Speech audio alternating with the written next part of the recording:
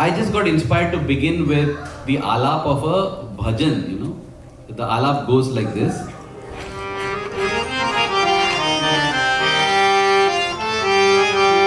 Har pal har kshan bhool kare hum pag pag ठोकर खाए एक पग आगे दो पग पीछे साए तुम तक कैसे आए.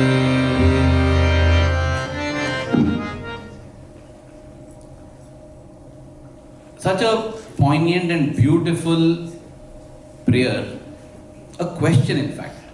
For those who don't understand Hindi, I will try to do as best a translation in English as possible. It says, Har pal har kshan, every moment, bhool kare hum. I make mistakes. We make mistakes. Pag pag thokar khaye.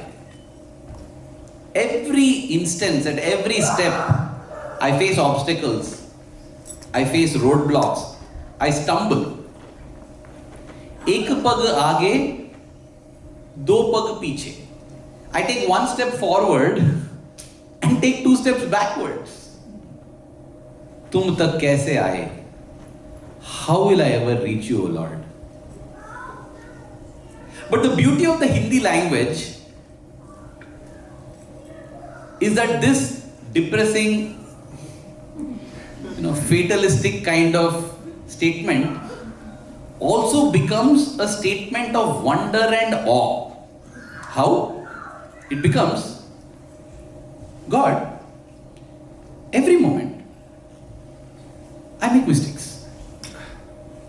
At every step I stumble. For every step I take forward, I take two backwards. And yet, how did I reach you, my Lord? How did I reach you?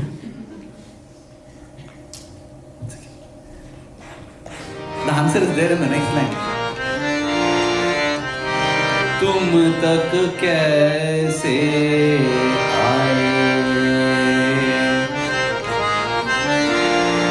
करुणा सागर परमा कृपालु सारे भगत वत्सल करुणा. I reached you because you are a Karuna Sagar. Swami, you are a miracle worker.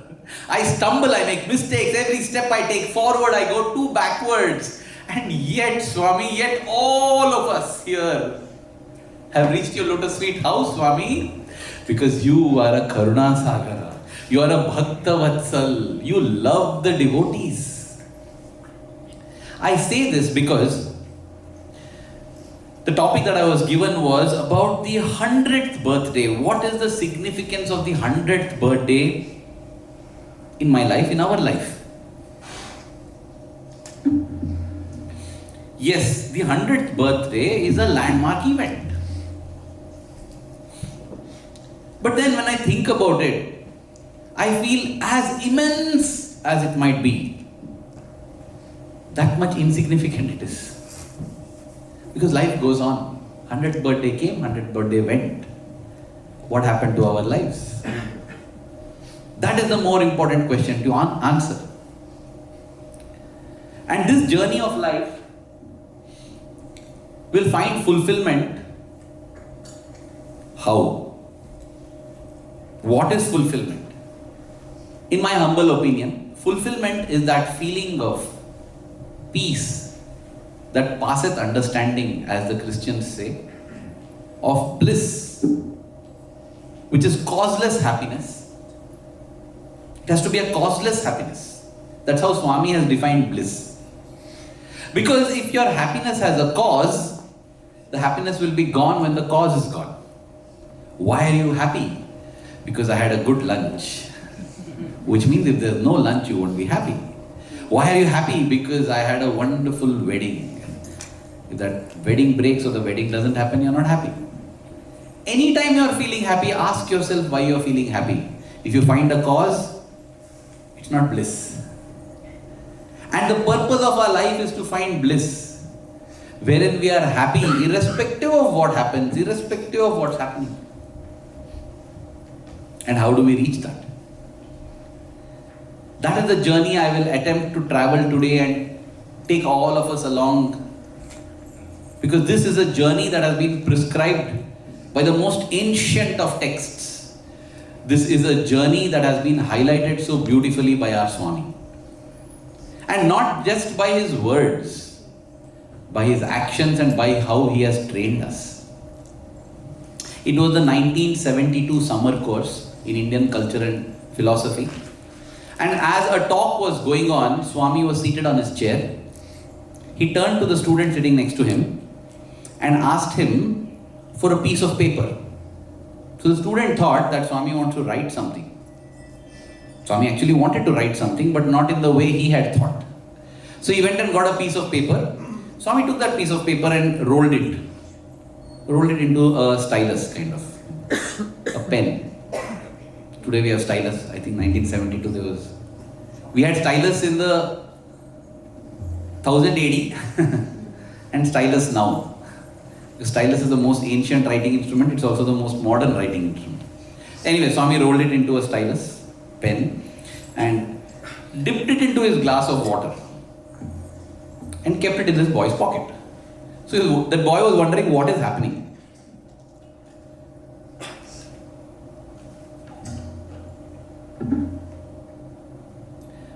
And Swami told him, asked him, after keeping it in his pocket, Swami asked him, what is it that you desire? So he's looking at Swami. 100 thoughts going on in his head. When you suddenly ask a question, you get stumped. Today morning with the SSC children, the first kid got up and asked, when I have free time, what should I do to make Swami happy? And I was like, oh, one thing, wait. So when Swami asked him, what is it that you want? You have to be careful what you ask God. Why? Because He'll give you what you wanted, what you asked for. And you should not change your mind one day later, 10 days later. That's why be very careful. In fact, spend the whole life preparing for what you will ask from God when He comes and asks you what you want. It's a wonderful exercise.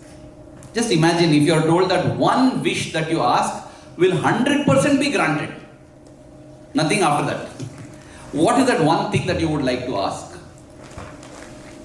It is worthwhile to spend all our life pondering, because it will lead to so much of transformation, so much of clarity about what we seek in life. So he had no answer to give Swami. He did not know what is it that he wanted. And then Swami told him, what you want is there on that piece of paper. So he took out that piece of paper, unrolled it, and on that was handwritten text. Swami had just dipped that paper in water and put. The water had dried and now there was handwritten text on that piece of paper. And on it were the words, grant me the strength to love you with all my heart. Grant me the strength to love you with all my heart. And Swami said, that is what you want. It's so beautiful because deep down below, I think that is the answer for everything. To love God with all our hearts. That is the only way we get happiness. Isn't it? Swami tells us happiness is union with God. And we tell it in speeches also. But we go back to earning money, finding relationships, grabbing power. Happiness is union with God. I want to be happy, but I want money, I want power, I want this, that. We get it, we forget. It's only a theoretical lip service that we do. But if we really want to have the strength to love, it requires strength to love God with all the might, with all our heart. It requires tremendous strength. Because our false identity with the body and the mind makes us crave and yearn for 100 things which have to be given up. And giving them up means we are removing our identity with the body and the body and the mind protest a lot. They will whimper and whine, shiver and shake, quiver and quake, and not allow you. They will be there to remind you that you are the body, you are the mind. Don't give it up. Go chase a career, chase a relationship, chase money, chase this. Endless chase. You'll never get happiness. We already have the richest person in the world. We already have the prettiest lady in the world. We have the handsomest Hulk in the world. We have the most influential person in the world. We have the most powerful person in the world. Supposedly the United States President. Do you think they are the happiest people on earth? Huh? Something small happens in some street and your peace is ruined. What is the use of all your power? What is the use of all your money? That's why it requires great strength to love God with all the heart. And that is why this is a journey that must start early. Swami would say, start early, drive slowly, reach safely. Somebody will go, brother, I got to know Swami only last year, I'm already 65. How can I start early now? I have to drive fast and I may crash. It is foolish to think that this journey has begun this life. This is a journey we have been driving from years, centuries. So yes, so no problem. It's not about young and old in the body. We are all old souls that have come to His lotus feet that He has gathered. So yes, it is relevant to everybody. And in this body, there might be things that are not relevant because I am young, because I am old. Accordingly, if I am old and it's not relevant for me, I will ensure that I will inculcate that in my children, in my grandchildren, in my SSC children, in the youngsters that come around. That is how I will contribute.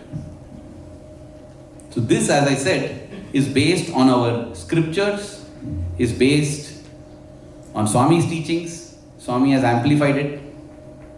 Our life's journey is like the life journey of a river. You have it, right? You have Fraser over here. Beautiful river. I just got to know about Fraser. I don't know too much about it. So kindly forgive me, I'll go to Ganga, which I know very well. Ganga is a big river in India.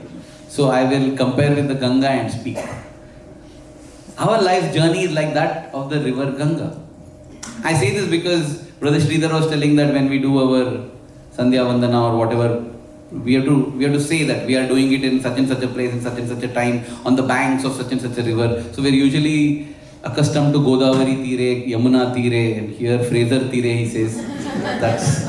That's why. So you are in Fraser Tire, but let me speak about Ganges.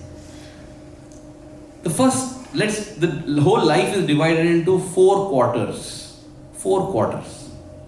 I say 4 quarters because one point in time lifespan was 45 years, then 70 years, somewhere it's 80 years. So accordingly you can, assuming you know what's your average lifespan, divide it into 4 quarters. The first quarter of the life is akin to the birth and beginning of the river Ganga.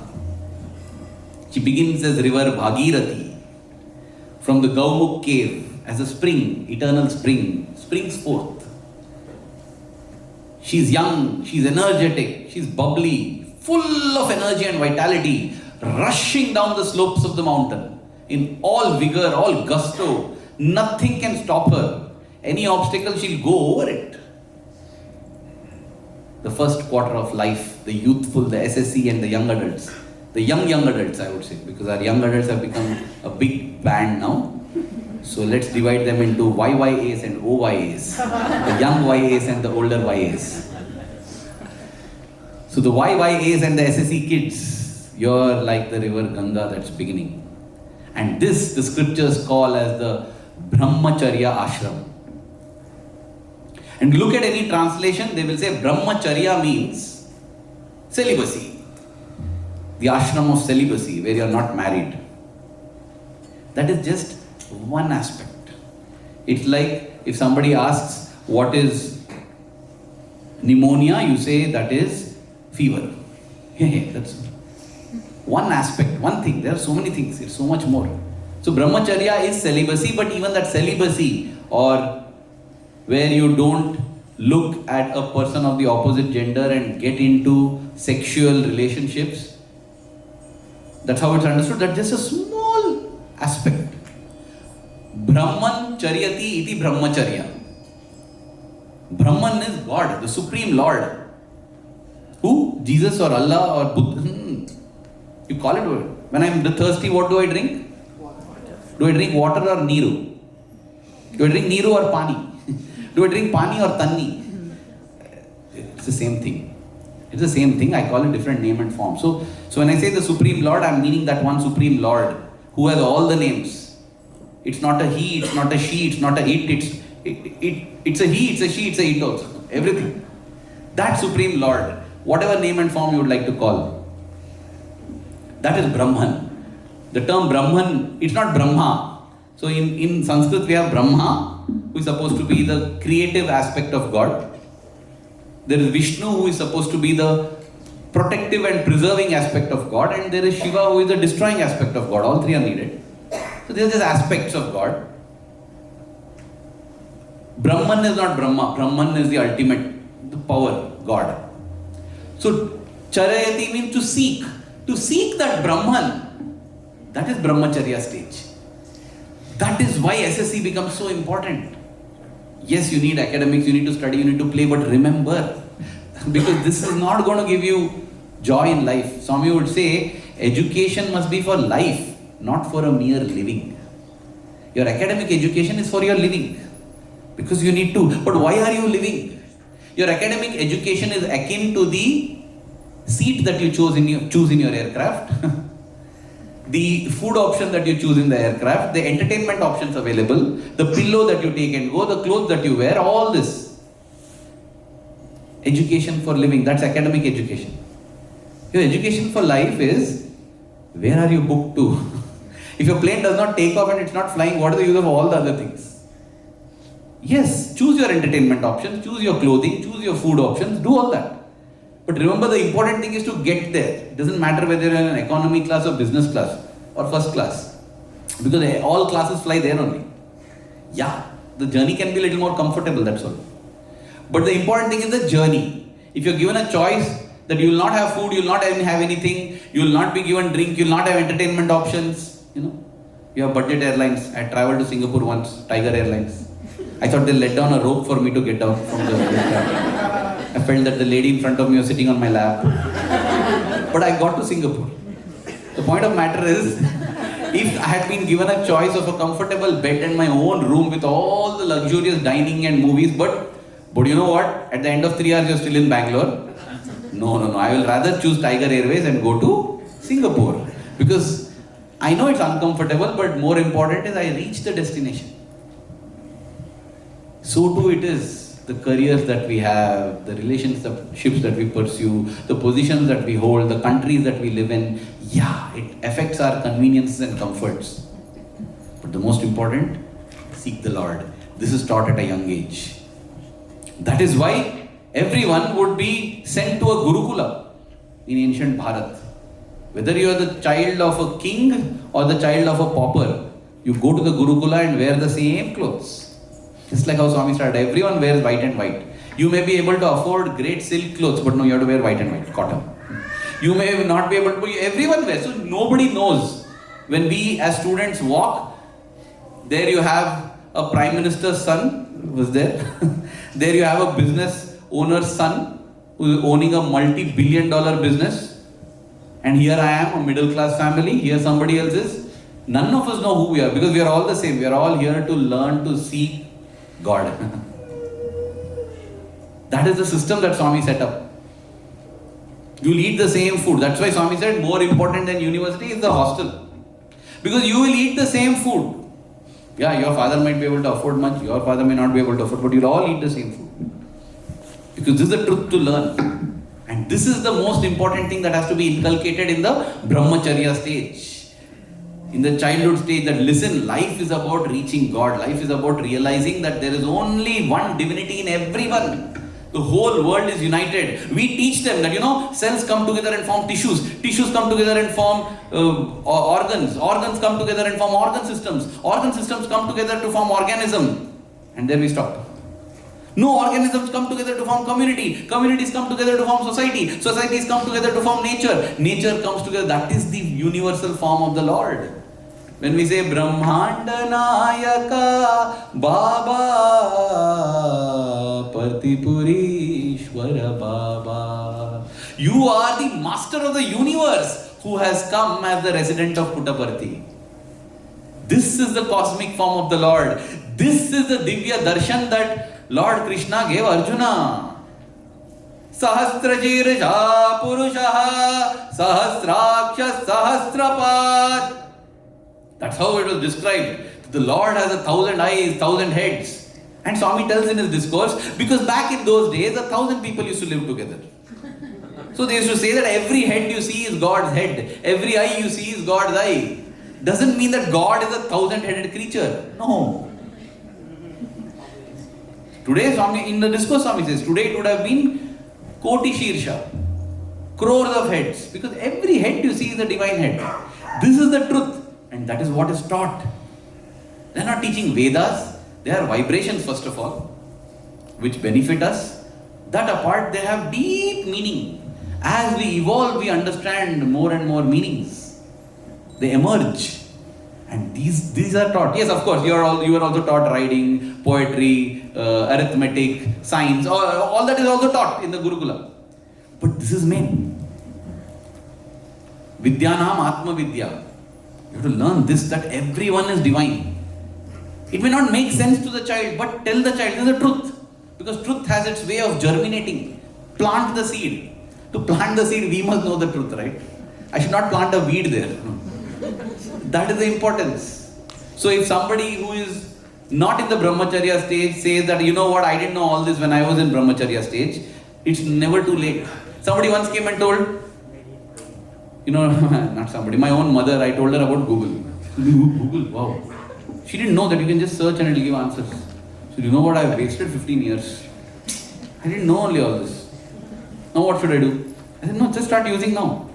No? Yeah, no, also never. Just use it. You start using now, you'll start getting benefit now. Correct? Right? Somebody says, I didn't know about the internet. There's something, oh, wow, everything is, I missed it for 20 years. What should I do? No problem. Start. Put browser, start. God is like that. This divine knowledge is like that. You didn't know anything, you got to know now, start from now, it will start benefiting. Because even to inculcate in the children, we should know that, right? Why, my mother was asked, and she never had an answer at that time. How are you so cruel? How are you sending your children away to that place? Do you want to make a sannyasi out of them? No, I'm sending because Swami is. Why are you sending? She had no answer. Had she known, she would have given the answer. Na sukhat labhyate sukham, Swami says. Means from pleasure you won't get pleasure. It's from difficulty only you are built. Only difficulties build us. That is why, Swami would do this. And he would make it a point to ensure that this is taught. Yes, you learn mathematics in class, but when you come to the mandir, Swami will call one boy and ask, boy, how many brothers do you have? How many brothers do you have? You. He's telling 0. Swami will tell, hey, you have got, everyone is your brother, understood? Swami will tell that. What's your name? Sai. Swami will come to Sai again 3 days later. Sai, how many sisters have you got? 2. 1. No, all are sisters, understood? Okay, Sai understood. Now Sai is processing, he knows where this is heading to. This is the general direction. So now Swami doesn't come and talk to Sai because Sai is smart now, he knows the answer. He knows that you are not asking what I am thinking as biological brother and sister, right? So Sai is smart. But Swami comes after 1 month. Sai, how many friends have you got? All are friends. No, only God is your friend.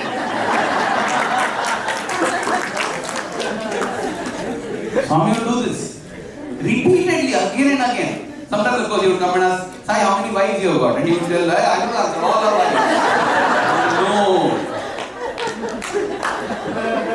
But the idea is, Swami would teach, God is your only friend. A friend, in all the relationships, friendship is given such a high position. In fact, it is elevated to a level of devotion. In the Navavida Bhakti Marga, 9 forms of devotion, Shravanam, Kirtanam, Vishnu Smaranam, Padasevanam, Vandanam, Archanam, Dasyam, Sakhyam Atmanivedanam. Sakhyam, friendship. The penultimate stage before ultimate merger is called friendship. Friendship is such a beautiful relationship because all other relationships are chosen for you. The moment you take birth, your father is fixed, your mother is fixed, your brother, your sister, you can't change your brother and sister. Correct? How much ever you, terrible, I wish I could replace my brother. You can't replace your brother. Sai, you have Shri, Shri, you have Sai, that's it. So, that's it. But friend is chosen. You can choose a friend. And that's why Swami would say, be very careful whom you choose. And Swami would teach this. God is your only friend. God is your only friend. Seek only God. Seek friendship with God. How? Don't worry, that's there. Long journey is there in life. But Brahmacharya stage is to build these in the child. To build it in the child, it should be in the adult as well. I remember on one occasion, Swami would go driving in his car. All of us would run behind the car. We want to catch a glimpse of Swami, want to see him, and hopefully he'll turn and just smile and wow, like that. It would happen like that. So one day, Swami called the Vice Chancellor of the university, and this is an incident that I heard. He told the Vice Chancellor, how indisciplined are these students, are these boys? How they are running behind the car. See how the devotees stand on the side, so respectfully. And these fellows are running like this. And Swami blasted the Vice Chancellor. And the Vice Chancellor came and transferred that blast onto the students. He called all the students and said, how many of you ran behind the car today? Swami, get up and get out. No more running behind Swami's car. Just sit in Swami. You can't even go 15 meters towards his car. All rules, restrictions came in. That's it. No more. Immigration control. Full check post has been set up. No coming. After that, whenever Swami goes in the car, only devotees standing orderly on both sides of the car, they are seeing no students. And the Vice Chancellor is very happy, very effective, implemented. After 4 days, Swami calls the Vice Chancellor. Where are the boys? Nobody is there in the car. Yes, Swami, nobody will be there. You will never find them anymore again. I have given them a dose. I said, hey, I didn't get them here to teach them physics and chemistry. They have to run behind my car. Just don't go and undo all your orders over there. Remove that. The purpose I have brought them here is to teach them that pursuing God is the greatest learning that you can pursue. Let them run. I have to see, as I said, when in Mandir the students come in, it's like, have you seen videos of the buffaloes on the Serengeti plain during the Great Migration? They go, that's how the students come in, And sometimes I've seen, there will be an elderly man, he'll be walking slowly with his walking stick. And this guy wants his place near Swami, he'll run. Bump into that old man and that man will take a 360. Somehow he hold his balance. And somebody will even complain to Swami. Swami, I think Swami, the students must be a little more disciplined. Because Swami stresses on discipline. I think they should be Swami. Today, this person, Swami, you would have almost fallen. Your leg might have broken. Actually. So we should. Yes, Swami is important to discipline. But above discipline is devotion. Swami would say, in this time and age, they run behind movie stars, sports stars, and see movies. They are running behind God. Shouldn't we encourage them? Yes, discipline is important, but once devotion is there, no rules apply. Like that it is. And that genuine devotion only, of course, God can judge. But I'm saying that is the importance Swami gave to this stage of life. The Brahmacharya stage. Celibacy, that they say. That is why they say, yeah, guys don't go behind girls, don't go for girlfriends. Girls don't go for boyfriends. Not because it is bad, because this time will come for that. Focus on this first. Focus on what is the most important in life. Then you know what? Later when you get boyfriends or girlfriends and husbands and wives and spouses, whatever, not spouses, spouse.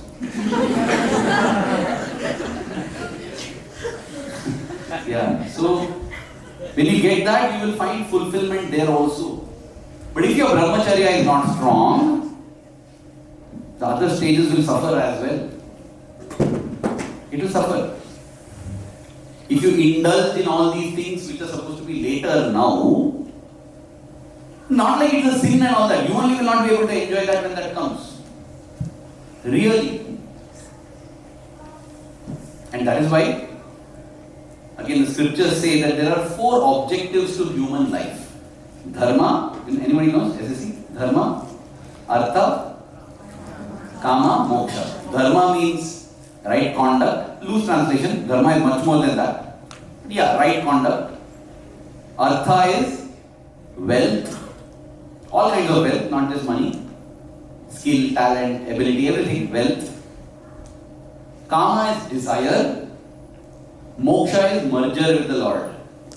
Reaching that state where you recognize the same divinity in everyone. That's what I call as merger, nirvana, kaivalya, enlightenment. Different religions, different people call it different ways, but it's that same recognition of that same divinity in all, the absolute unity. So dharma, artha, kama, moksha. Like it looks like 4 random words picked up. Why didn't you pick Satya? Why didn't you pick Prema? There's a reason. Because these correspond to the different stages. Dharma. What is the dharma to learn in Brahmacharya stage? If you go into dharma, there is a Stri dharma, that is a woman's dharma, Purusha dharma, man's dharma. There is a doctor's dharma. There is a child's dharma. There is a dharma based on your gender. There is a dharma based on your profession. There is a dharma based on your time in life. So many dharmas. So confusing. That's why people say, I'm in dharma sankat. I'm in a dilemma. I don't know, my dharma as a father is important or dharma as an employee is important. Here my wife is sitting on my head, there my boss is sitting on my head. Who should I allow on my head? Who should I allow in my heart? Swami says there is only one dharma, which is Atma Dharma. And what does Atma Dharma say? Atma Dharma states that everybody is the same Atma. Everybody is the same divinity. That's all. Oh, but, okay, only this I have to follow. So based on this, should I follow my wife or should I follow my boss? You don't understand, no? You're not able to decipher it, right? So the Indian preamble, based on which the Indian nation was founded, is just 78 words long. It contains everything that India stands for. But you don't know. If this fellow is trespassing my property, what should I do based on the preamble? For that we have the full constitution. And then we have the company law, we have the tax law, we have the criminal law. Oh, it opens up so much. But basically it's only 78 words. All the millions of words that follow is interpretation and understanding of those 78 words. So too, there is only one dharma, Atma Dharma. All are divine. You don't understand, right? So Sri Dharma, Purusha Dharma, this Dharma, that Dharma, all other dharmas come. But Swami says this is the stage to learn that Atma Dharma. Dharma, of Dharma, Artha, Kama, Moksha, this Dharma. Learn that everyone is equal and divine. Everyone is having that same divinity within them. This is what needs to be learned in the Brahmacharya stage. And now the time is 11:15 and now you understand why I said let's cancel Q&A in the morning. Beautiful, right? Tell you. It's very nice, this inspiration that Swami has given. The first stage, look at what the river does. It's running, it's having energy, strength, running down. Ganga is running down the mountain slope. That's when you tell Ganga, listen Ganga, you run with whatever speed you want, run over any mountain you want. Your goal is the ocean there. Understood? Yes. Do anything that you need to do, but reach the ocean. That is what is told the river. That is what is told to the river. Should I flow through Uttar Pradesh? Should I say you flow anyway? You flow whatever. Do however, but reach the ocean, right? That's all. That is the goal. Because every river flows over different plains, different things. Ultimately reaches the ocean. This is what it is. You may be the king's son, you may be the king's daughter, you may be the cobbler's daughter, you may be the gardener's son, whatever. Listen, your goal in life is to realize this truth. This is what dharma that is taught in the first stage, the Brahmacharya stage, the stage which is loosely translated as celibacy stage. Celibacy means no other distractions should be there. Focus only on this. Once you have learnt it. The first quarter of life is complete. Second quarter, you get into Grihastha ashram. Grihastha ashram is again loosely translated as householder stage. Now, this is the time you get married, get children, and grow and join a job, get profession, earn money. All of this happens in the Grihastha stage, the second quarter of life. So, crossing the first quarter, you get into next. So, as I said, dharma, artha, kama, moksha. Once dharma is properly solidified in the foundation, basic, in the Brahmacharya stage, you move on to the next stage where artha and kama. This is the stage for artha and kama, wealth and desire. You see, often we think in spirituality, wealth is a negative thing, desire is a negative thing. No. There's a time and place for everything. Nothing is bad, nothing is dirty. In fact, I was telling the SSC kids the same thing. Swami will narrate this story, where Lord Vishnu tells Narada that in my creation, in the divine creation, there is nothing dirty. And Narada says, I beg to differ. There is something dirty. What? Fecal matter, excrement, dirty it is. So Vishnu says, do you think excreta is dirty? Go and ask that piece of excreta there. So says Narada goes towards that fecal matter. And as he is approaching it, stop! Who is that? That piece of fecal matter. He's telling Narada to stop. Why? Because you are dirty. I am dirty. Look at who is the pot calling the kettle black. I mean, not even the pot worse. You are cold. Coal calling the kettle black. You are telling I am dirty. Why do you say I am dirty? Because yesterday I was a beautiful apple. Somebody like you touched me. Look what's my condition today. There's nothing bad. Everything has its time and place. In its time and place it's good. Out of its time and place it's bad. It's a beautiful apple at that particular point in time in that space on the tree. But in this space and this point in time it has become dirty. So too, when they say desire, when they say money, it's not bad, it's not universally bad. There is a time and place for it where it is good, it is needed, it is essential. In fact, to just give you a glimpse of the next two ashramas that come, Vanaprastha ashrama and Sannyasa ashrama, all the other three ashramas are dependent on the Grihastha ashrama to sustain. The elders, the kids, the public works, all the good that we see in society is all done by those in the Grihastha ashrama stage. Tax paying public. Rest all are living off your taxes. The kids and the elders. So those who say money is bad, boss, you are being fed. One kid asked me, you know what, my mom doesn't say the food prayer before eating and she tells me to tell, what should I do? I said, your mom has 100 other things. You are able to tell the food prayer because your mom and dad are working. You won't have food otherwise to eat. So it's okay if they forgive. Yeah, you may remind them. But don't take it as a reason for you not to do. Build up that in your childhood. So that your child will not tell you that you forgot the food prayer because it's part of your system now. But that's what happens. Grihastha is a very, very important stage. This is the stage when the river now flows down. It's not so rapidly flowing. But you know what? Ganga is no longer, now this is the stage when Bhagirathi, that's how Ganga is known when she emerges from the Gaumukh cave. Bhagirathi becomes Ganga. How does she become Ganga? Because Bhagirathi is met by Alaknanda. Many other tributaries come and join. Yamuna joins, Saraswati joins. All the rivers come and join and Ganga, and she grows into Ganga. Not Ganga before. Bhagirathi becomes Ganga. How? By accumulating, amassing. All the tributaries join. This is what this phase is for. Go out, strive for professional excellence. Earn artha and kama. Yes, find a life partner to begin a family and grow. Very much recommended. Nothing sinful in that. Nothing sinful in falling in love. But this is the stage. When you are studying, don't go dating. There's a time for it. Right? You go dating when you're studying, and when you have to take up a job, you won't get a good job because when instead of studying you are dating, and therefore you're not able to support, and your husband and wife, you both have to go and work. Therefore when your children come, you can't stay at home and take care of the children because we are low earning, we both have to earn to make ends meet. So it all begins, it's a vicious cycle. Just do what is recommended in those days, life will be beautiful. In fact, the same Swami who would tell, no boy, don't see the girl, don't see the boy, he would scold and blast. Till God is your only friend. The minute the girl hits 24, he said, get married.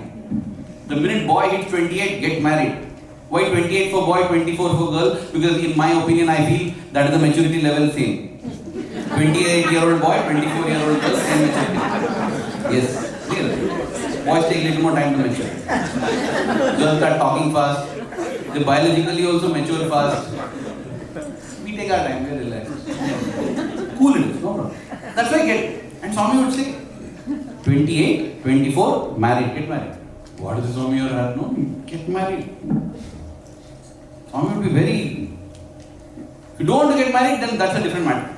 But if you want to get married now. No, I want to focus on career. I will not get married. It happens. So they focus on careers. So we are only live-in relationship where we take the pleasures of the marriage without the responsibilities of the marriage. Then we go ahead. And then at 40 we feel, let's get married. Then want to have kids, but biologically can't have kids. So what do? So I go and freeze my egg, freeze my sperm, put it in the bank, so that when I'm 45 I can have a child. And I pay $250,000 for that. Hurry, earn $250,000 less. Don't focus on career at that time. There's a stage. What animals do successfully, humans are not able to do. They're spending millions of dollars. Simply because of the mismatch of the stages of life. You know, when Sachin Tendulkar, ace cricketer, you know Sachin Tendulkar, right? He'd come to Swami. And when he asked Swami for advice, Swami didn't tell him, give up everything and focus on God. No? Because that is in the Brahmacharya stage, hopefully you have got it right. Swami told him, I'll tell you what's your problem. What's my problem, Swami? Your problem is you're focusing on the bowler and not the ball. Ooh. I heard this. Focus on the ball, forget the bowler. Don't get biased thinking this is a fast bowler spinner. No, just keep focusing on the ball.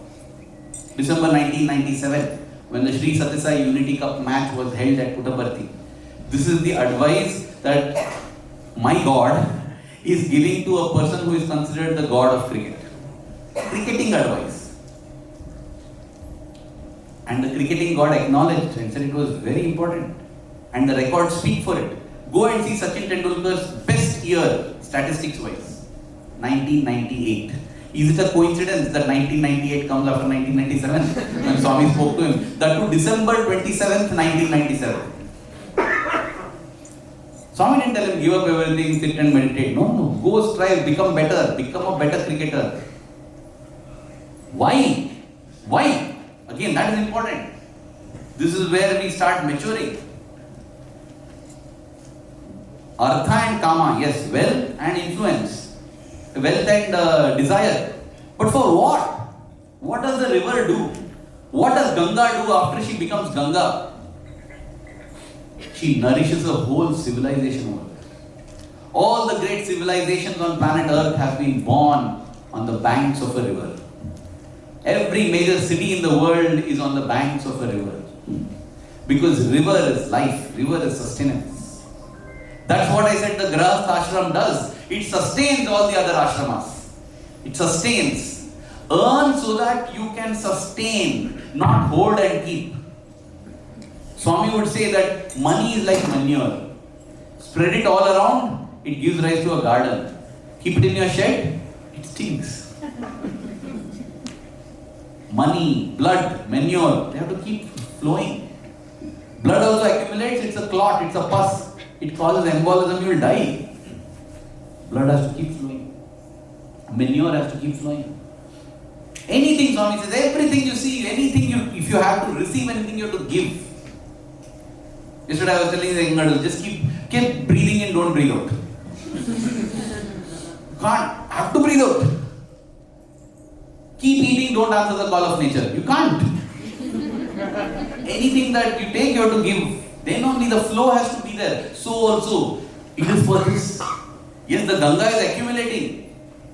Don't feel shy about becoming more powerful, more rich, but remember, why am I doing all this? So that I can give birth to life, so that I can sustain life. It's not for accumulation, it's for sustenance. And this is so strong and deep. People get rich. Look at the richest people in the world. They become rich and richer and richer, and still they are not satisfied. And finally, what they end up doing? They set up charities and foundations and go donate. They pump money into Africa, pump money here. Why? Because you will never get fulfillment by accumulating. Finally, till you give and better society, better the community, improve, you won't get peace and satisfaction. And that is recommended, not just for the rich and mighty. Each one of you, you are earning only $1,000, keep aside $100. Sacrifice. Eat one chapati less every day. Because it is not about uplifting society, it is a fulfillment that you feel, and that comes only through sacrifice. And you see, even as I said, these wealthy people, it's not just that they throw money at some things. They themselves get involved. Why do you get involved? Because it's not about giving money. When you yourself go and do, that is when you get fulfillment. I was hearing one such millionaire tell about how he goes and distributes bananas. And people are like, hey, what a fellow, he is distributing. Banana distribution we'll do. You donate $1 million. He will donate $1 million, but he won't get satisfaction and fulfillment that he gets by giving bananas. You have to participate, because when we do service, when we do seva, when we help others, we are helping ourselves. We help ourselves find peace, fulfillment. That is why Swami told us to do seva. Not to enhance the world. It's like, I had read a chicken soup story where this man is walking along the beach. Starfishes are being washed ashore by the waves. So he's picking up starfishes and throwing them back into the ocean. And somebody comes and asks, what a waste of time. Every wave is going to bring back. What difference will it make? He calmly picks up another starfish, throws it into the ocean and says, made a difference to that man. Made a difference. But what that chicken soup story didn't tell is, it made a difference to him. He found purpose in life, he found peace, he found happiness. Every day throwing starfishes back. Even if, what if that starfish you threw again comes back, it didn't make a difference to that. It made a difference to me. That is why we do service. We are not serving the homeless to end homelessness. That's a lofty goal to keep, and we'll keep that as a goal because it motivates us. But possibly we can never end poverty, never end homelessness. Because everything is relative. But in the process of attempting to do that, we redeem ourselves and we find peace. Once we know this, it will change the whole thing. I am not doing seva to please the seva coordinator or impress somebody else. I am doing it to redeem myself. Why do we pay health insurance? You simply keep paying money. You won't get that money back. If you want to get that money back, you have to fall horribly sick. What a thing, right? And yet we pay. No, we pay. Why? Because you don't understand when we need it. Once we are convinced it's for our good, we do. And this is what you have to do in Grihastha stage. In fact, I have got another beautiful example of Dr. Valluvan Jivanandam from the University of Chicago Medical Center. He was at the Temple University in Pennsylvania in 1998. Top in the field, very happy, very well settled, comfortable work-life balance, earning enough. And he gets a call from the University of Chicago to head the transplant and cardiac departments. He got an offer. And he said, no thanks, I'm happy. And he took a leave. He had travelled to India that time. Swami calls him for an interview. And then Swami tells him, you got new job, right? Go join the new job. He's like, no need, Swami, actually I'm very happy. I am not, Swami, I'm very satisfied. I don't want any more, no desire, Swami. Like, I can't get any more fulfillment than this. Swami said, no, you go and join. Forced him to quit that cushy job. And he went and joined the University of Chicago's medical center. But that's where he became what he is today.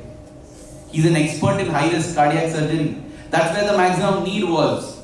And he says the fulfillment that I have in life, helping out all these people who are not able to afford it, who are not able to get it, we are offering them the best care. The fulfillment that I found, he got greater glory, greater fame, greater name, greater wealth also later on. But most important, he got greater fulfillment. Why I'm trying to tell this is, Swami doesn't say give up everything, stop, throw everything away. No, go, strive for it. Artha and Kama. But this is a stage where you also start preparing for the third stage, Vanaprastha stage. The third stage in life. What happens in the third stage of life? Yeah, in this, one more point I want to state about the Grihastha stage is, you start striving and putting in efforts and slowly realizing that I am doing this for my own uplift and peace. So therefore, I don't get dejected if the results don't come the way I expected. Because I am doing it for myself. Yeah, I want to eradicate homelessness in Seattle region. They are doing the tiny homes project. And they had stated it also. In 2024, they had stated that by 2025, we want to end homelessness. So this time after my talk in Seattle when we were driving around, I asked, so did you end homelessness? No, we didn't. So what? So useless, right? Your project, you're going to give it up? No, we're going to end it by 2028. That's a moving target. Keep building. Mostly they will not be ending it by 2028 also. But you know what? The ultimate goal of the Seva is not about ending homelessness. Because you can never end it. It's about me uplifting myself, getting peace and getting joy. That is the reason they are not discouraged. They are not like, man, we slogged our best and nothing happened. 2025 is almost over now and homelessness is still there. So let's just wrap up and go. No, we'll do again till 2028. Because in this stage, as you work, you will realize that you are working for your own self, for your own peace, for your own joy. It's not about others anyway. So it doesn't matter whether they appreciate me or not, if they condemn me, I'm not doing it for them. Let them condemn me. I find peace, so I'm doing it. And with that, we move on to the next stage. I think we'll still have half an hour for Q&A. 1 hour was Q&A, right? Yeah, we'll have. Half an hour was Q&A? Okay, we'll not have time for Q&A.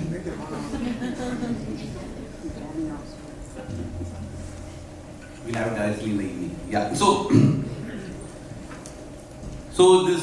all these projects, Seattle tiny homes, or when we see the medical camps being done by the Satsang international organizations, they introduce me as the person who is working for the Eternal Companion magazine. I really do hope all of you are subscribed to the magazine. There's a quick commercial over here. Please do.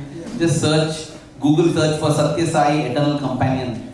That will be the first search result, irrespective of what your browser is. Go to the page. There is a subscribe word that is highlighted. Click on it and subscribe with your email ID. Because we are collecting service activities happening around the world, the experiences of devotees, and compiling them into a beautiful magazine. Many copies of it is there in the library here also. You can ask Uncle, who is so magnificent. Nad Uncle, it's beautiful, beautiful library that you have here. Wonderful. I felt so happy. I felt surrounded by Swami. Congratulations on maintaining such a beautiful library. Yes. So the Eternal Companion, I saw a few copies of it in the library as well. So yeah, it's tough to have a physical copy, so you can subscribe. But yeah, we have covered how 6,000 patients were treated in Madagascar. You see the condition in Africa, in Kenya, in Uganda, in Tanzania. They have nothing, nobody to go to. They shed tears, they embrace. It's so fulfilling. The doctors go there spending their own money. I asked the doctor, you're spending your own money and at least you can do the seva if somebody sponsors. In short, what he said is, if I'm not allowed to go for the seva, I am ready to pay and go for it. I am ready to go and pay and then do it because it is so fulfilling. I felt, they have understood the magic of the Grihastha phase. Because the magic of Grihastha phase comes when Swami says, Dharma, Artha, Kama, Moksha. Correct. Dharma is Dharma I told you about. Artha is wealth. Kama is desire. Moksha is ultimate liberation. These are, as I said, the 4 goals of life. Swami says these are the 4 tires of your vehicle of life. The 4 wheels. But if you see in your car, there are the front 2 wheels and the back 2 wheels. So Swami says it is not Dharma, Artha, Kama, Moksha. It is Dharma, Artha, Kama moksha. That's how the wheels are fitted. Dharma artha, kama moksha, which means dharma, yes, but dharma we know, the Atma Dharma, that you should have as your guiding light throughout your life. Whatever you do, you remember that ultimately I have to reach Singapore. Ultimately I have to reach God. That's why I am doing all of this. It's not for anything else. But then dharma artha. Dharma artha means earn your wealth dharmically. Earn your wealth the right way. Don't cheat someone. Don't gamble. Some would strongly discourage gambling. Don't earn your wealth in these wrong ways. Earn in the right way. And some would say, if you earn it in the wrong way, there are 4 kinds of thieves that will come and take away your wealth. What is the first kind of thief? Thief. You will get robbed, you will get mugged. Your house will get burgled. And when I say wrong way of earning wealth, again, this is not just this life journey, right? It's across lifetimes. The second, Swami says, second thief is the government. It will tax you away and take away your money. I realized it, suddenly at one point when I'm doing my tax calculation, I realized, hey, you know what? From now, if I get a hike in my salary, I'm actually downgrading myself. Because I get into the next tax slab and more tax goes, I'm like, why should I work extra to earn extra, to pay extra and be lesser? And so I decided, this is enough, I'm not going to upgrade anymore. Now, I will just improve the way I work. And I will do my work faster. And the additional time I will use for my family and for my seva. This is why someone would say put a ceiling on desires. Because no use. In India it's very clear. Beyond this point, right? Any earning you do, you are earning for the government. That's all. You are feeding the mouths at home and one government official's mouth through taxes. Wrongly earned wealth beyond one point. Second thief is the third thief, Swami says health. Health is wealth. One sickness will set you back. All your wrong earned wealth will be gone. And the fourth thief, natural disasters, calamities. Suddenly it is. And it was this fear that kept the ancient Bharatiyas, the Indians, sticking to dharma. They would always want good. Possibly not because they are very noble, because they were very scared. I don't want all these things to happen. I don't want to lose my hard-earned wealth like this to some natural calamity. When Alexander invaded and reached till India, there is a story of how he found a very strange case. Here is farmer A, farmer B. Farmer A has sold land to farmer B. And while digging his land, farmer B found gold. And now they are fighting. Natural it is, normal it is. But the crazy thing is, farmer B is fighting that I bought only the land, so this gold belongs to you. And the farmer A is telling, no, I sold the land with everything underneath it, the earthworms, the critter, the bugs, and the gold is all yours. And Alexander is stunned. You both are fighting to give gold to each other. Yeah, I don't want that gold. Because I don't want to earn wealth that is wrong. In fact, during the World Conference at Riverside in Sai Premaniliyam, Mataji, Vrajaprana, Hindu monk she is, but yeah, it's obvious that her birth, she was not a Hindu, she was an original, possibly a white woman who is a Christian. But she has taken up this, and she was speaking about the Ashtanga Yoga of Patanjali. In that, one of the earlier stages is Asteya, that is non-stealing. So she says, if you ask anybody, do you steal? They tell, no, I didn't steal. Yeah, we don't do gross stealing. But she says, so many stealing you do. Your sister goes and does something, then you help her finish a little bit. Your dad comes and says, hey, good job, you did a good job. Thanks, Dad. You stole credit. That is also stealing. If somebody comes and does great job, it is, no, he also did, they also did. Otherwise, you will have to pay back. This was the fear. That's why Alexander found this. You know how Alexander solved this problem?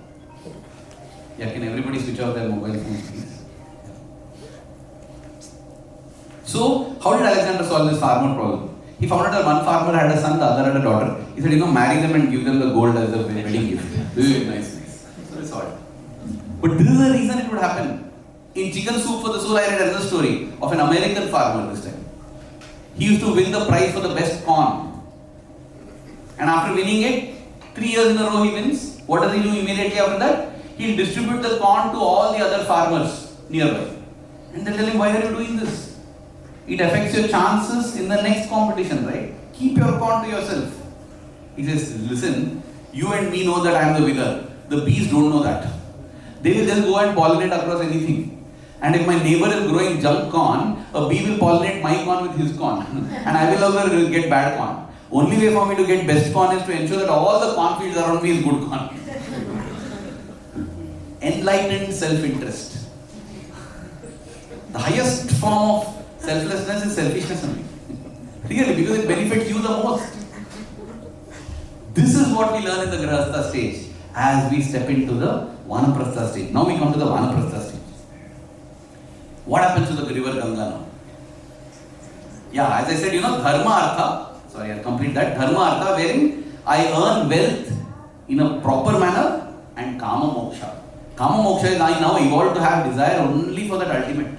I desire only peace and happiness, which comes from union with God. Union with God means recognizing the divinity in all. So you know what? I don't care. This is when you also see practically. You know what? Just pay the $200 and be done with it. $200. Maybe I would have fought for it.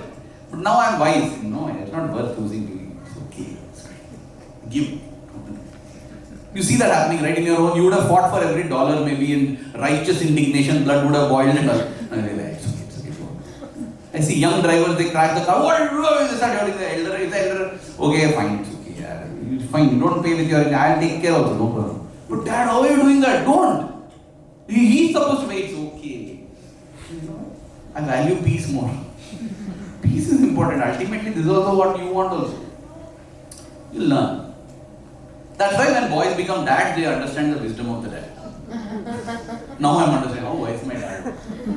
When I was small, he thought, hey, you don't know generation gap, you're a fool, you don't know dad, you don't understand. Once we become dad and mom, and you wish that your children can, no, they won't, it's a cycle that you go on. You have to selflessly do like your dad and mom did. When your children become dad and mom, then they will also go to dad, you're 1.5, and you realize, no.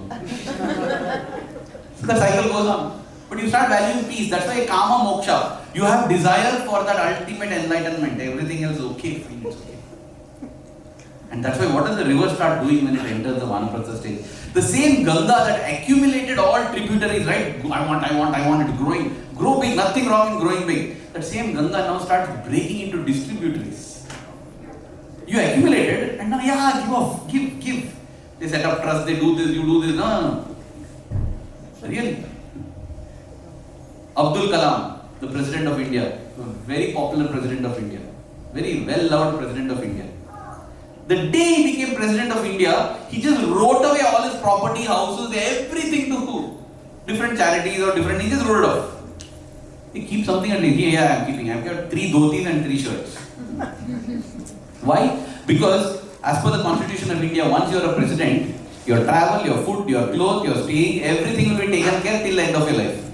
He said, when that is happening, why do I need anything? I don't need a bank balance, wow.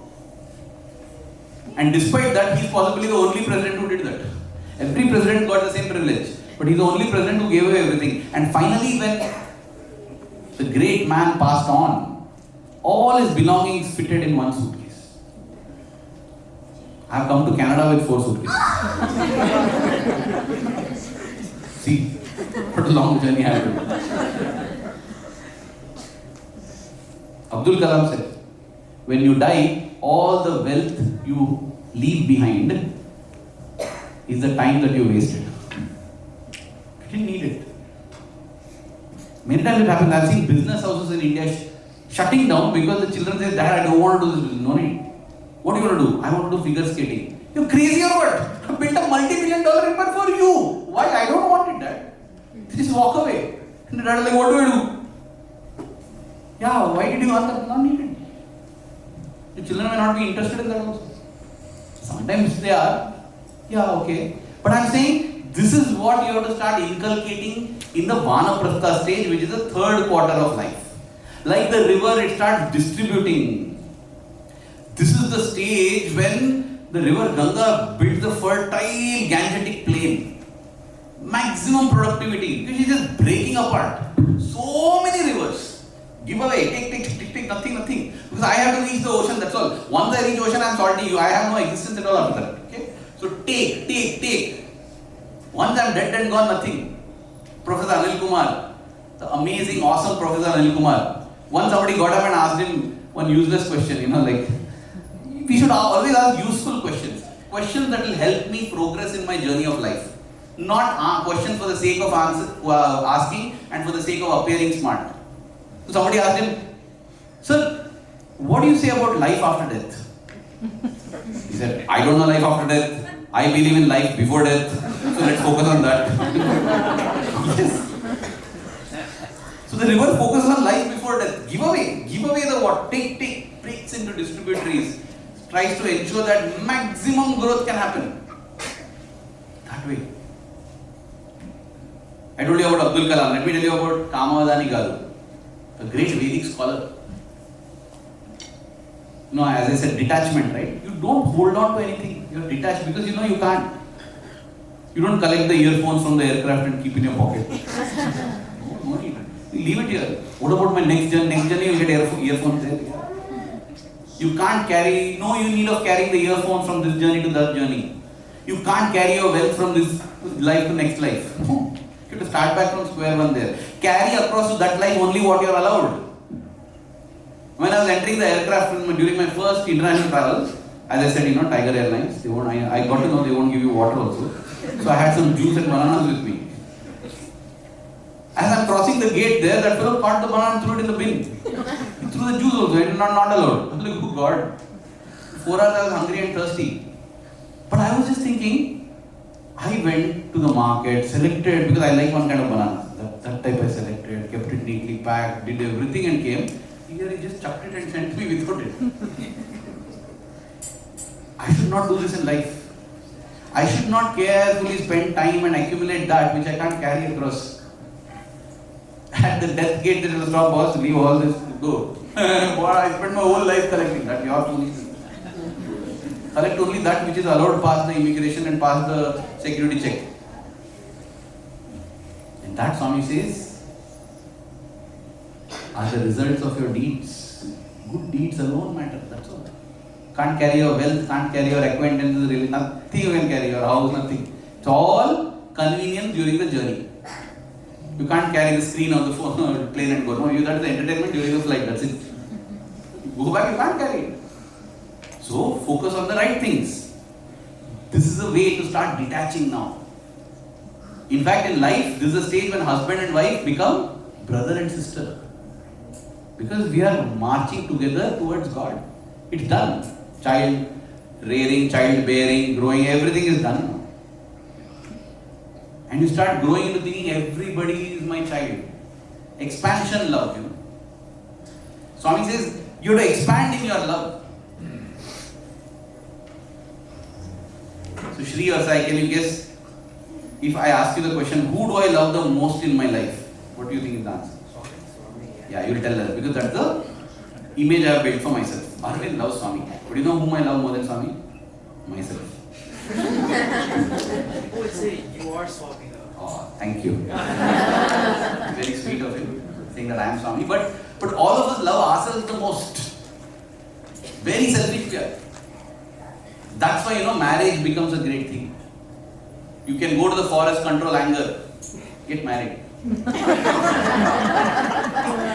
I can say that because I'm married 13 years. And some other thing, Kamala auntie told me, don't worry, now I'm only 30. Finish 25 years. I just think that, in movies, they show in Indian romance movies, right? The whole movie is about the girl chasing the guy chasing the girl. Something like that. Some variant of it. Jokes and fun and everything, and finally they get married. And then the screen comes, the end. It's finished after this. Now it's not worth watching, leave it. Because it is very difficult to love even one more person like I love myself. I'm so selfish, I am loving only myself. Can you love one other person like the way you love yourself? And whether it's an arranged marriage, or a love marriage, or a marriage within the same culture, or marriage across cultures, whether you are an Indian marrying an Indian, or a Mauritian marrying an Italian, there will be friction. Because when you are meeting each other, you showed the best of yourself to each other. Not 24/7, this is how I am, boss, accept me. And it starts. And you start understanding each other and you make adjustments. And you fine tune, and it takes weeks, months, years. Somebody can have a brother, 2 months over, brother, still we are not sorted. I said, don't worry, 8 years over and now we are seeming to sort ourselves. You go on. And the minute you feel, yes, now the way I love myself, I love my wife. And the way my wife loves herself, she loves me. Then God says, okay, here comes kid number 1. Now grow in your love now. Man, they'll test. Second kid, that's how you expand love. That's how you become patient. You learn to let go, it's okay. As I said, I brought 4 bags and came. And here with all your love, people are feeling so many things they're giving. So I requested one brother and sister, you're coming in January, please get this stuff for me. I'm not having space. And what all I gave? Everything that was meant for my wife. You get this, you will. I said, yeah, she'll understand. Kids won't understand. Because I have spent more time and developed love with my wife, she'll understand. I told her, hey, all I give, nothing I'm getting, okay? I'm getting only, I bought something for her, that also I'm not taking. You will get it in January. Kids. Because kids are not yet built enough. That's how it is. You learn to gel and love. That is how we have to grow. But when Vanaprastha stage, no more. Husband and wife are brother and sister. If you lose your brother, you can't get a new brother, right? It's gone. I don't have a brother. You lose your sister, no sister. That's it. But friend, we get new. That's why people will think, no, okay, next marriage, second marriage, third marriage. No. Why is it bad? It is not that it is bad. It is not spiritual. It is distracting you away. Why now? You have to now focus on this. 60 is the new 40. No. 60 is the new 60. 60 is 60, 40 is 40. You do Grihastha and Brahmacharya, and you do Sannyasa and Grihastha. No, this is Maya, I don't want anything. Then you reach Vanaprastha and then you start behaving like, I need, it's the new 40. No, don't mess up the ashramas. So beautifully said. And the beautiful thing is this is such a beautiful theme. If you explore, even biologically we are made like that. Perfectly. Everything becomes in tune and synchronized if we go as per this plan. So Kamavadani Garu, he was the Veda Pandit who would be with Swami always. No, he was what they would say, a Swayampaka. Swayampaka means he will grow his own food, he will cook his own food and eat his own food. Because Swami would say food is very important. Your food determines your blood determines your head, the thoughts in your head. So pure food, and when pure food doesn't mean only physical cleanliness. The person cooking the food, if she or he is having anger, that gets into the food. And it will get into you. That anger infects you at a subtle level. That's why Swami would say, do bhajans. Hari Naam gaate chalo, Sai Naam gaate chalo. Something special in Kamala Auntie's cooking, so tasty it is. What is it? She gave me the ingredients, still I am not able to manage. Hari Naam gaate chalo. She is doing Hari Naam and doing. That gets added. So that gives taste. It gives taste. It gives nourishment. So, but you don't know who is cooking what. That's why these people who are very serious on spirituality, they grow their own food, they cook their own food, they eat there with prayer. For others, Swami said, don't worry, just do Brahmarpana. Offer the food to Swami, it becomes prasad. Swami is the ultimate purifier. Once it goes to him, that's why it's important to do Brahmarpana. Don't forget to do. We think it's an imposition, punishment. So SSC kids learn Harir Data, Harir Bhokta, Harirannam Prajapati, right? Tasty food, use this. It gets over in 20 seconds. If even more tasty dessert is there, Annam Brahma Raso Vishnu, Bhokto Devo Maheshwara. Eat. Some boring food, oh God, vegetables. Brahmarpanam, Brahma Dehe, I don't want to eat. Brahma, now please ice cream, Brahmana Utam, God please take it eat. Anyway, lighter side aside, that is why we are told to do food prayer. So Kamavadani, when he used to travel along with Swami. Whenever Swami gives a talk, the Veda chanting is done by Kamavadani Garu. And, got 5 more minutes, I'll wrap it up. And whenever he would chant the Vedas, and he goes to somebody's home and eat food, so there was one Chidambara Krishnan. Chidambara Krishnan knew this thing about Kamavadani Garu. So what he did, he brought food for Swami. And he brought fruits for Chidambara Krishna. Because fruits they will eat. The fruits is not cooked, not done right, untouched by hand. So, Swami asked, hey, why special fruit for you? So Chidambara Krishna likes, Swami, because it's fine, Swami. Please, you have, if you want, I'll get fruits for you also, but please. No, why not for them? How to tell that, Swami, And then Swami looks at at Kamavadani Garu and asks, what food is good enough for Swami, not good enough for you? Oh. He immediately pushes his plate and says, get me whatever you got for Swami, same. That is the greatness of the man. He immediately understood. Don't remain attached to your ritualistic practices. God is here. So he ate. That's it. And from then on he told, don't make any special food and all. When I am traveling with Swami, whatever you give Swami, give me. That is the greatest. What else do I need? Thank you, but the climax is, ever since that day, Kamavadani said that I don't care, just give me anything. Swami began to take care. Swami will call and say, I am coming with Kamavadani. See, he's Swayam Paka, okay. So whatever food you serve me, it's okay. Him you give only fruits. Now you are pure.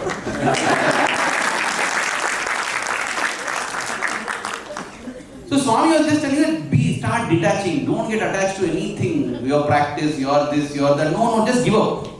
Once you give up, don't worry, I'll adhere to your ritual. No problem. I have no problem. I'll adhere. But you be clear in your mind that nothing is important. There's a person who worked, family, everything went. He used to in fact eat on one rock. He didn't even have a plate. And Swami says he kept doing this. And one day he came and saw somebody else was sitting and he said, hey, he's sitting on my rock. Arey yaar, you gave up family, home, plate, everything and you got attached to one rock.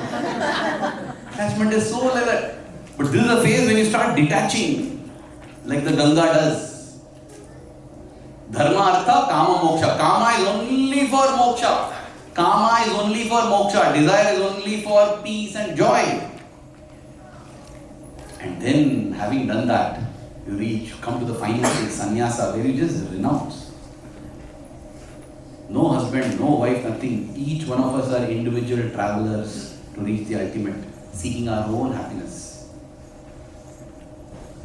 You are now available to the whole world. Sannyasis of those days would not stay more than one night in one place. They keep wandering. Because now their happiness doesn't depend on family, home, nothing matters. Because they are finding that secret within. And it was an expression of that detachment that they would just walk. They would walk away. The rest of the family members will cry, but now they are available for the world. I am not your family member. I am a soul in search of happiness, just like you are. The beautiful thing is Swami did that at the age of 40.